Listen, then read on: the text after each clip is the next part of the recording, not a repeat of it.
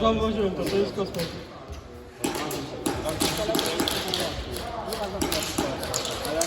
Ale ja to w tym momencie zrobiłem lepiej na rękach, wygląda go właśnie nie lubię. Ciskołem cały czas, wiadomo, że nie zajebiście, nie? Nie za sprawą, ale... Bo wydrączki to nie ma, ciężej jest. No, na pistole to jest łatwiej.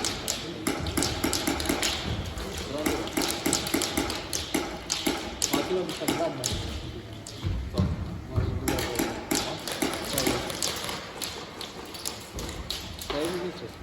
Dobra, kiedy my gramy, żebyśmy tu nie zasiedzieli? Ja ostygłem, to by to nie Nie ma na IG nie ma? Ja mam telefonu, zobaczysz? Patryk. Co? Ale nie widziałem właśnie nas, patrzyłem na rozpiskę, ale nie widziałem nas drugi raz. Znaczy trzeci raz właśnie. Jaką magietę, tak? Ja to rozmawiam. Nie, dobrze, ja tego dobrze. Ile mamy teraz?